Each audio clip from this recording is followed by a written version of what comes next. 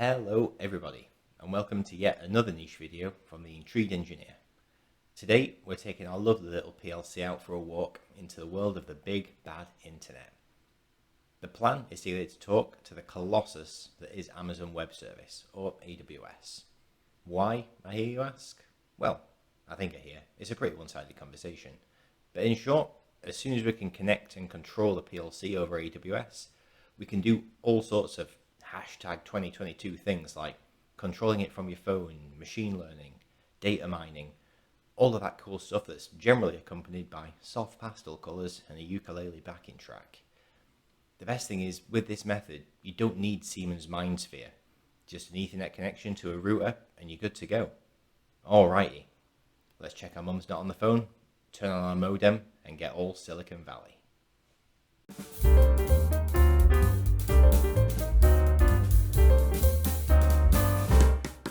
So, how the devil do we do this? Well, first things first, we're connecting to AWS, so we should probably set up something in AWS. I'm not going to go through creating an account, but basically once you've done it, you'll end up here. And we are going to find the Internet of Things core. It's there because I've obviously done this before, but if you haven't done that, if you come to services, scroll down, find Internet of Things, click on him, and then find IoT core. And this brings you to the kind of central place that we'll be using today. So we're going to set up a thing. I'm not forgetting my words. They are called things in this. So if we come down to manage, go to things. Here's a few I've set up before, and we are going to create a new thing. It's going to be a single thing. We're not putting a whole raft of sensors together or anything. So create a single thing. We're going to name it Intrigued Engineer PLC. Why not? All of these things, you can fill them in if you want, but it just helps organize everything if you got millions of these things on the go. Again, we're not going to be doing shadows today, but maybe in another video. So we're going to click Next. And this is where we need to generate a certificate. Now, I'm not a security expert by any stretch of the imagination, but we're going to go through a way of doing this just to kind of simplify everything, but also do all of the security stuff that's required for this. So we're just going to auto-generate these. So click Next on there. In fact, we'll come back to the certificates in a minute. And policies. So we're going to do something a bit naughty and just give this thing kind of access to anything that we want to do. So if you're putting this into production, I wouldn't recommend this, like limiting what it can and can't do. So I've done one here called All Access. I'll show you how to just make one off the bat though. So if we create a policy, and we're going to, sorry, this has all changed fairly recently, I'm still getting used to it. So policy name, I'll call it all2. So we're going to allow, and we're going to go to this generic star here, and for the resource ARN, we're going to put another star in there. So this basically lets this thing talk on anything and subscribe on anything, and a few other bits and bobs. Again, not a security expert, and this probably does some really nasty stuff on the back end that leaves you open to all sorts of nastiness. So if you're putting this into prod, please talk with someone who's better on security than I am. This is just for demonstration. So we're going to create this policy.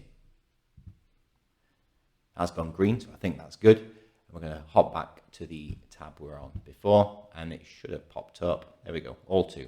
So we're going to attach this policy to the thing that we just made, and we're going to create the thing. Now, these are your certificates. You can't actually come off this page before you've downloaded them, because this is the one and only time you can get hold of these, and you do need them. So the ones that we're going to download are the device certificate, so download him, the public key, the private key, because you have to download these, and the root CA certificates. We're just going to be downloading root CA1 for this. and done. So we've got all of those guys. So we can click done. We've made a thing. We have attached a policy to it. And we've downloaded the certificates. So I'm going to move them into a folder, and then we can do some weirdness with it that the PLC needs us to do. Okay, so we have popped these into a folder. I've just popped it on the desktop for now. Now, some of these will just be going directly onto the PLC. Some we need to modify a little. Again, not exactly sure why we can't do this. If you're using other things, you can just pop these certificates straight on and it all just works great. For the PLC, well, for the Siemens PLCs, I should say, you need to do a bit of mess-aboutery with these. So first off, what we're going to do is mash two of these together. So I'm going to create a new text document. I'm just going to call it mash. Nice and simple. So this is an empty text document. And what we're going to do is, well, first off, we need a program called OpenSSL. So I've got that here. I'll put the link to this in the description. But basically, come to here, come to downloads. This has all the links to all the GitHub repositories and whatnot. And you need to install OpenSSL on your computer to be able to do this next step. Yeah, that's as far as I'll go with that. But once it is on, what we need to do is find the private key, and we need to find this certificate one. So they'll have a big long number at the start. The private key has private.pem at the end, and the certificate that we need for this is certificate.pem. First step is to grab the private key. So we're going to open that guy up. Looks like this. We're going to select all of it and make sure you do get all of it. And we're going to copy this into mash. Easy. Save that. And we can close him down now. And what we're going to do next is grab the certificate one. So open him up. Nope, not like that. Open with Notepad. There we go. So again, copy all of this, and then in mash, we're going to come to the bottom of this. What's going on here? Yeah, come to the bottom of this. We're going to put in clear line, paste that in, and save that.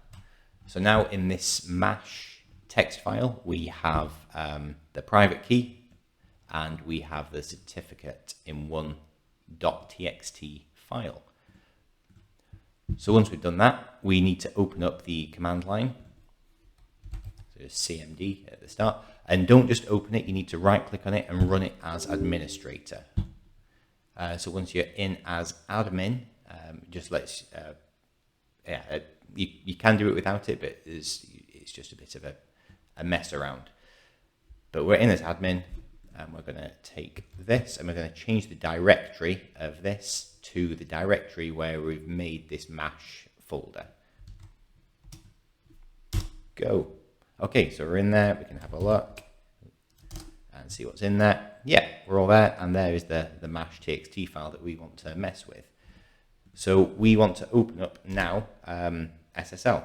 So sorry, we want to open SSL. So if you type open SSL,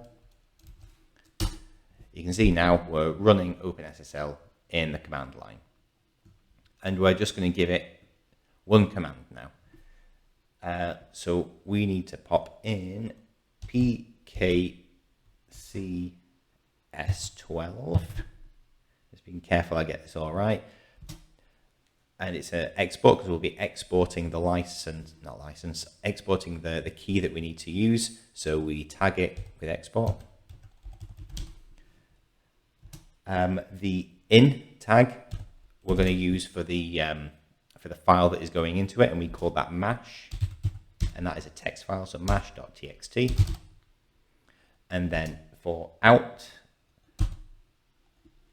this is the file that is going to be spat out. That is the amalgamation can't talk today, of those two keys, and we're just going to call it PLC key. And that should be, oh, sorry, no, that shouldn't be it. So that we're going to call it PLC key, and that needs to be a .p12 file.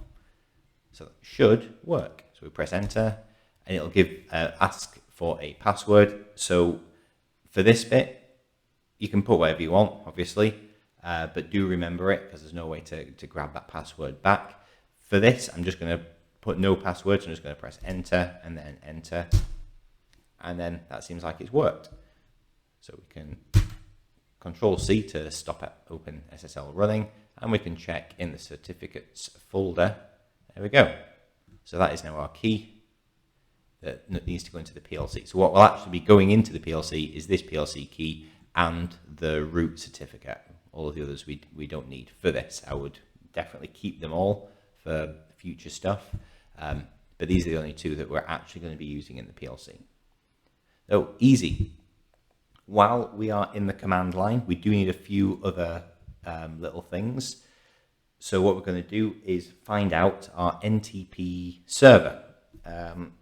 So it's a bit protracted to do this, and again, not an expert in this, but this is just the way that works for me.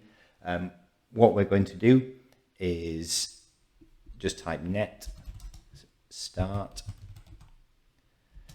W32 time, and W32 time all one word. I've already got it running on mine, but you should get a message saying it's spooled up for you. And then once it is running, we do W32 TM and put a space in because it's tripped me up. So / query ERY, spelt correctly because that's also tripped me up, configuration.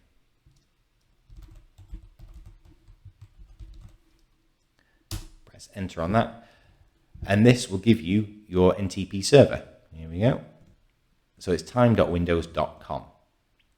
So yes, it's not an IP address, but what we can do now is ping that. So we're going to ping time.windows.com. So there we go. So it's pinging this IP address, and this is what we need to write down. So 40.119.148.38. Done. So write that down, and you're done. Can come out of that. And what we're also going to do is find out our DNS server. I'm just got it plugged in here at home. So all I'm going to do is ipconfig --all. Well, what have I done?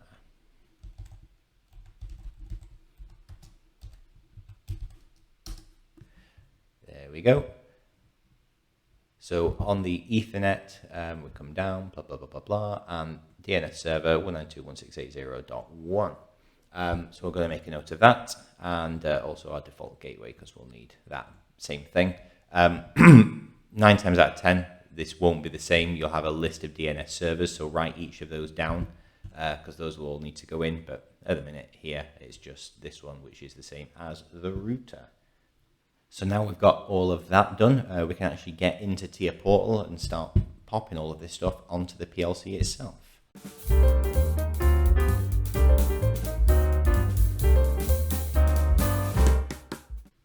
So if you remember or saw or whatever the last video, this was the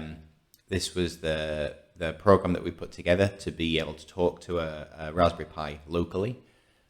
So what we're going to do is just save this as a different thing, and we're going to save this as PLC to AWS.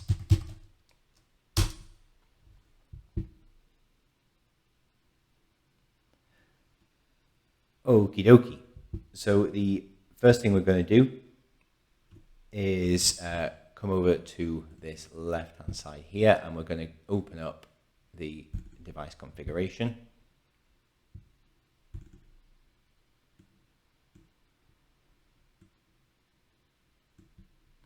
we're going to come in here into the Ethernet side of stuff.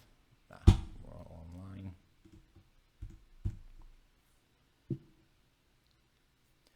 online. This should all have been set up from the last one. Well, it is, because I've just loaded the last one. So this is all okay. We don't need to change anything here.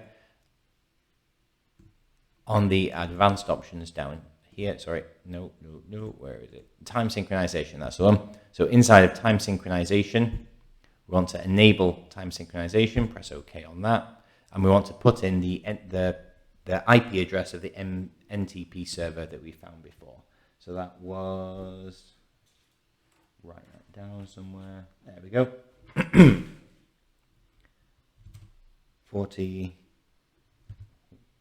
119 148 38. Done. And we're also going to pop in the DNS server as well. So if we come down to, I always forget where this is, somewhere around here. Advanced configuration, that's it. So inside of here, we have the DNS server address. Click to add it and then pop it in. You usually have 3 to pop in, but we've just got this one, and it's auto-filled it from the router. So done. That was easy.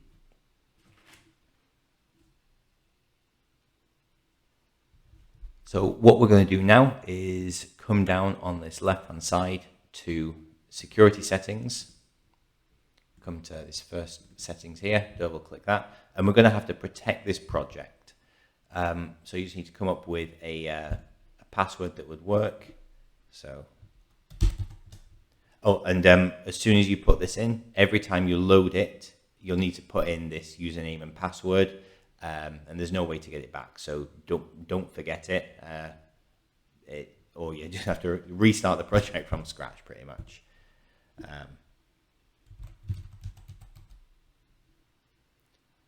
Okay, I've actually managed to type that properly. If you want to give yourself a little reminder or something, you can pop it in there. So we press OK, and now this project is protected. So what we're going to do now is come down, because this actually is giving us some more options. We can come down here to security features and into certificate manager. Inside the certificate manager, there's a couple there already, just from Siemens-y stuff. And we're going to come across at the top into trusted certificates and root certificates. What we're going to do now is import the two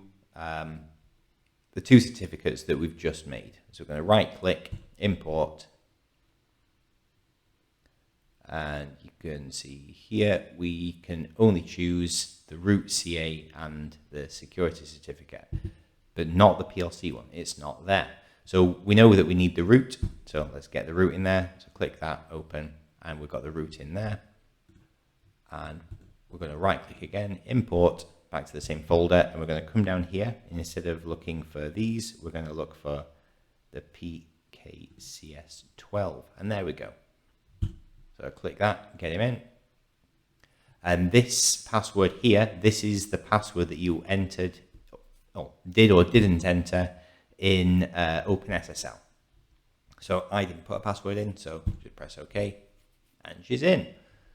What we also need to do is make a note of these IDs here, because they'll come up a couple of times, and we need to know which is which. So the Amazon root certificate is ID 3, and the IoT certificate is ID 4. So now we've done this, we are going to go back to these settings here, and we're going to go to Certificate Manager, which is somewhere down at the bottom. Blah, blah, blah, blah, blah. Certificate Manager, there we go. First off, we're going to tick this box here. It's going to pop up a warning message, and we're going to OK that. And we're going to come down here and just basically tell it about the existence of these certificates that we've just uploaded, or will be uploading to the PLC.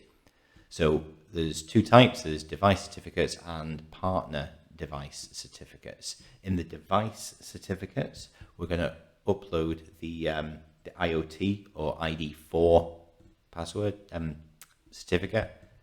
So click him, and for this one you can actually only choose that one. So pop him in there. And for the partner one, we're going to pop the root certificate. Now this one, you can actually put a few in here. So make sure you choose ID3. Well, it might not be ID3 on yours, but the root certificate. Tick on there. Good.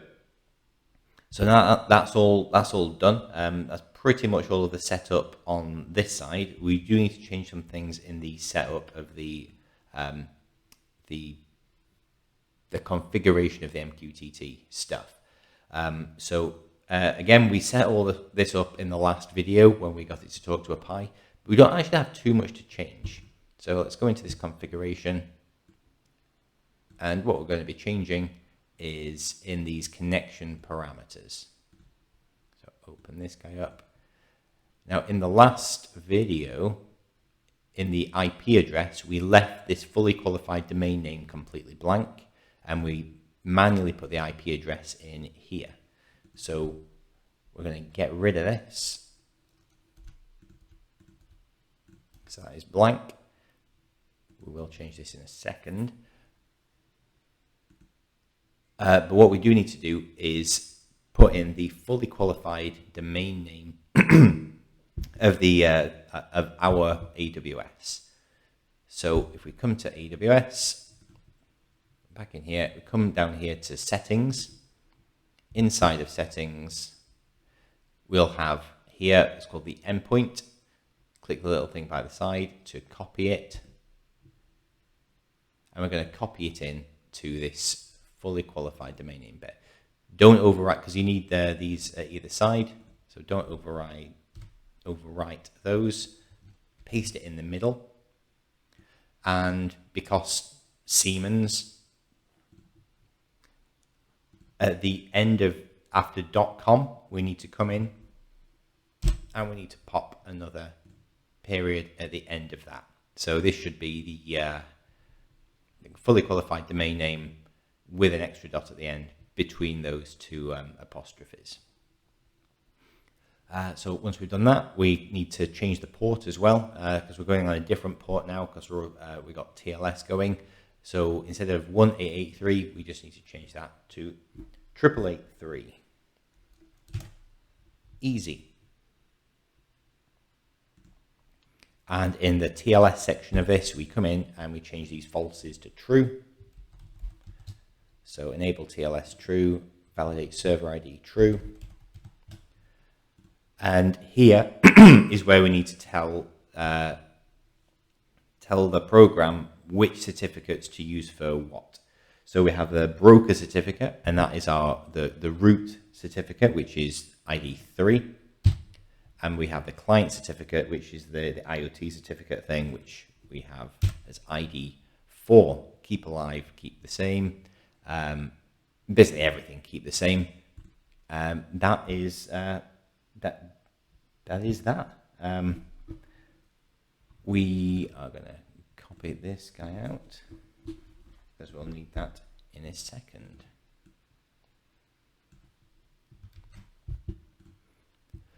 So if we hop back into AWS, open up this side panel. From this side panel, we come down to test. Inside of here, there is a test client. So this is just what I'm going to be using today, rather than doing anything crazy and fancy. And the first thing we're going to do is publish something to the PLC. So we're going to publish to a topic. This is where we start getting into the realms of JSON. I'm not going to go into serializing and deserializing JSON in a PLC in this video. So when we start firing stuff back to AWS, we are going to get some error messages coming up. But that's definitely out of the scope of this video. But this is kind of what a JSON looks like if you haven't seen one. So we're going to get rid of that, and we're going to put something very simple in. Yo, our standard hello. And the topic that we are publishing this to is exactly what we had before. So TIE, level 1, level 2. But before we can do that, jump in the gun, we actually need to upload this to the PLC. So just give me a hot minute.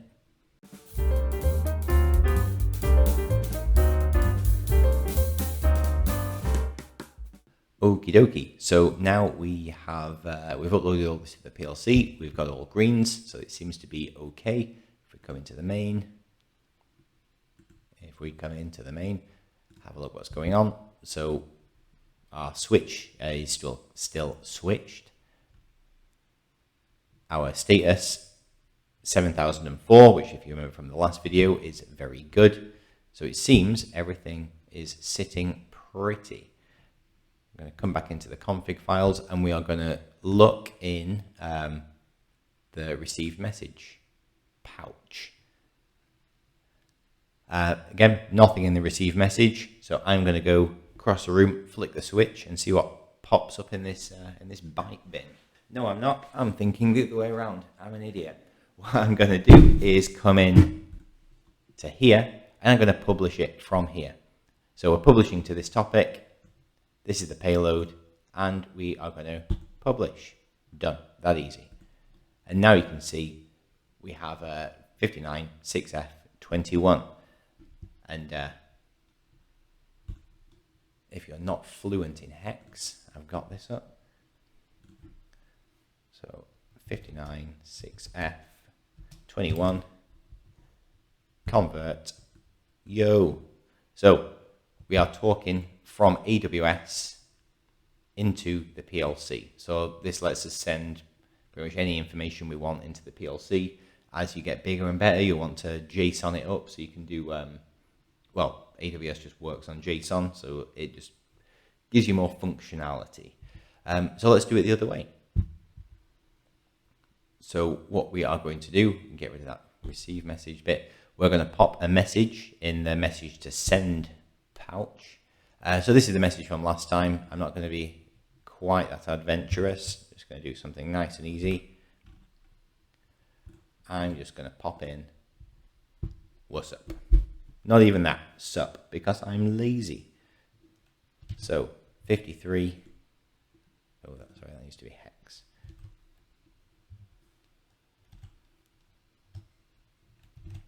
$53,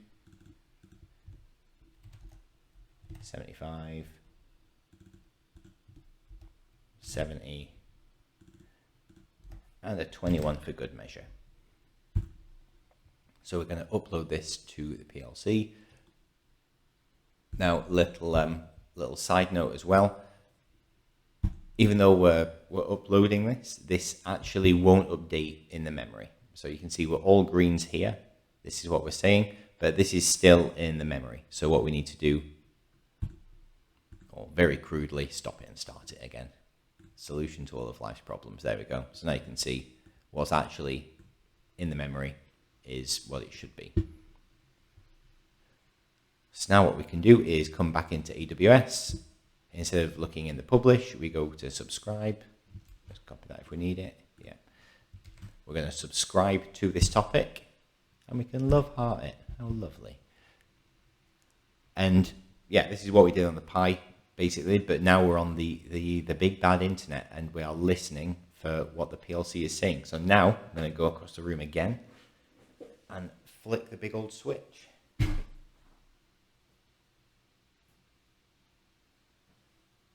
There we go. So that is the message. That is a what's up from the PLC across the internet. Now we're getting this message, this error message, because it's not in JSON format. There's stuff you can do on the back end for this, or serialize and deserialize it all up on the PLC so it does come across as a JSON. Both legit ways to do that. So either way, now you can talk from your PLC to AWS without having to give Siemens a bunch of money for MindSphere. So, in summation, remember to use your newfound powers with care. Hooking up a PLC to the internet is how you get your nuclear centrifuges blown up. This video gets you on the first step, but please, if you're doing any prod work incorporating this, please talk to a security professional and talk to the guys and gals at AWS who are more than helpful. So thank you very much for watching. Have a great day.